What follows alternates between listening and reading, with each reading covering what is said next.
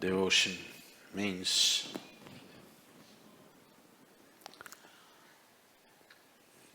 a tool to demolish yourself.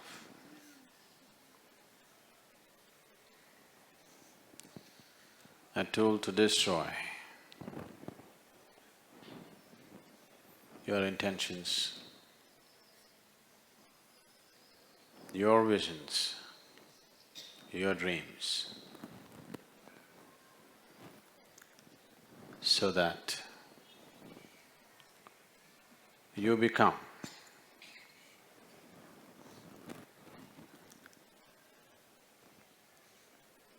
not a tiny little creature,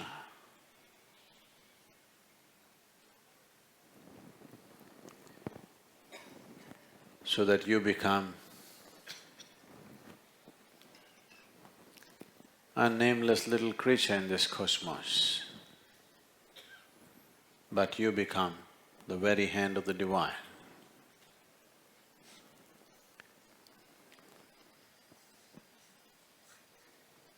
Devotion is not a deal that you make. Too much deal-making is happening in the name of devotion. Deal-makers and devotees are two different people. One belongs to the marketplace, another belongs to the Divine. They're two different worlds altogether.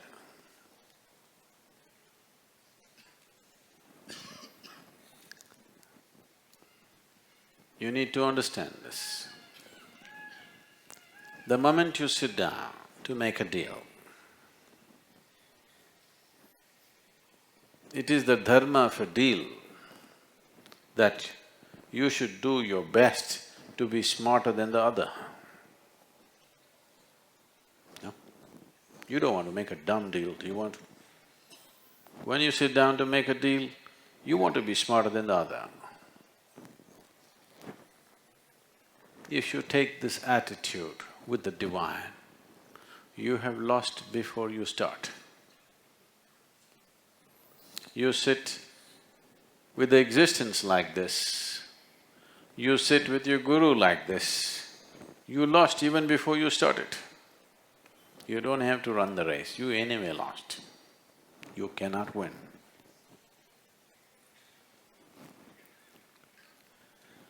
Because the very fundamental purpose has been defeated.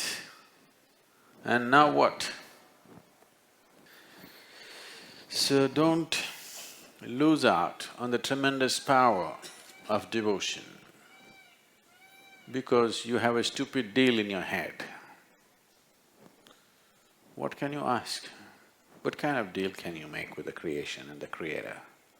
Only a dumb deal, because you do not know what possibility the cosmos holds. You only know the little nonsense that you have experienced in your life. If you are in touch with an energy, at least you're in the presence of an energy which is the source of creation, and you ask, I want to get a job, I want to get married, how stupid can you get? You don't know what it holds. Isn't it best, do whatever you want with me? If you found contact, isn't it best to leave it to the source of creation, do whatever you want with me? No, get me a job, I want increment, I want promotion. Oh my God, don't do that to yourself. If at any time you find yourself in the presence of something which seems to be larger than you in some context, that's a time you don't try to make a deal, just shut up and be. Just see how you can receive. So that's devotion, that you understand becoming the hand of the Divine is a far bigger possibility than making a deal, however big the deal seems to be in your head. Deals and deals always going on, everywhere. With life and death, deals are going on. From deals to devotion is a transformation. It is like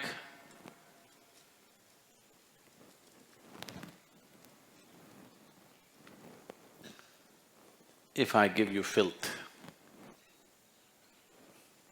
will you give me something fragrant and wonderful? No. If I give you filth, you will want to give me more filth. But please see how the creation functions. If you give this tree filth, it'll give you flowers, isn't it? This is the way of the divine. If you really become a devotee, you become the hand of the divine, and that's how it will be. Whatever is thrown at you is nourishing. Whatever comes your way is wonderful for you, because whatever comes, you know how to transform it into something beautiful. That's devotion. Deal means you want to get the flowers, you want to give the filth to somebody else.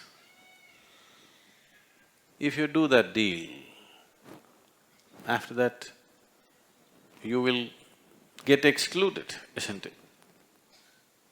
You will get excluded from any group of people, or ultimately you will get excluded from the way the creation is happening.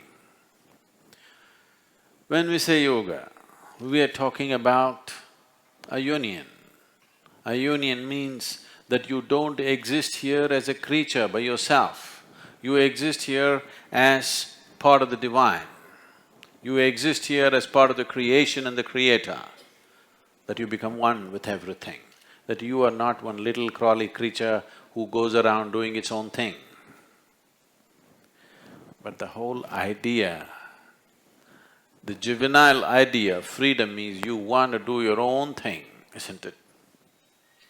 A wrong idea, a wrong attitude, a wrong emotion can cause much, much more damage than poison. So this is why asatoma sadgamaya, asatoma… Sadhguru, already I said it. No, you must tell it every moment of your life. Every moment of your life, this is the journey, that you're moving from untruth to truth. Otherwise, what is not true can be made to look true in your mind. Once you make untruth into truth in your mind, then that untruth will poison the very way you exist. Then you wonder why suffering is coming in search of you. Well, it's bound to. How else will it? If it doesn't come, that means my life has failed. Suffering must come if you're doing the wrong things, isn't it? Someone very carefully went up the tree.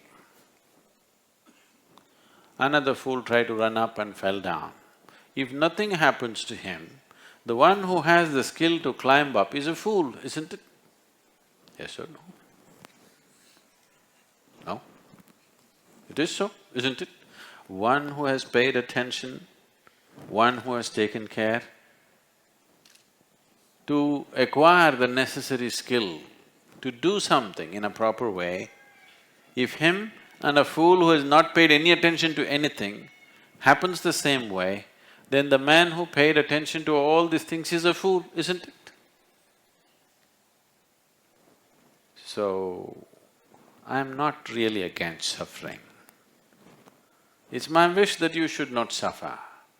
But if you're stupid and you want to do idiotic things to yourself, you must suffer, because only if suffering comes, you will stop doing stupid things. Suppose… do you see, suppose you have a wound which is drying up, you want to… Pandringdani? Pandringdani?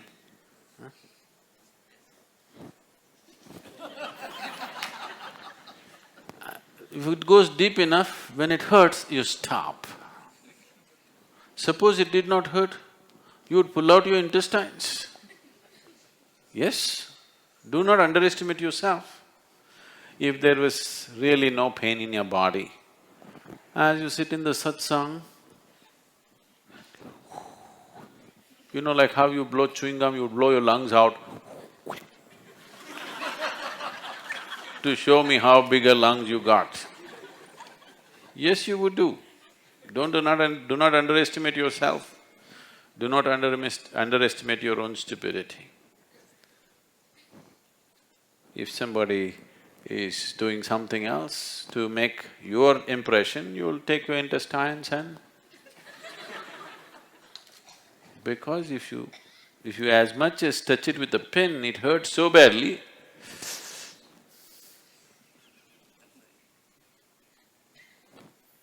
Wherever you do not know the pain, you do not know the pain of a tree, you do not know the pain of an animal, you do not know the pain of other things, all those things you're chopping, isn't it?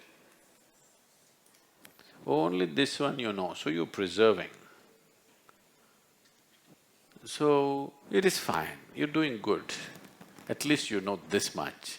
It just has to expand, that's all. Now, because you know the pain of what this is, you're keeping this well. If you just begin to feel the pain of the mountain, you would keep the mountain well. If you understand the pain of the cosmos, you would keep everything well, isn't it? That is what yoga means, union, that everything has become a part of you. And devotion is that dimension which will obliterate the boundaries between what is you and what is not you very effortlessly.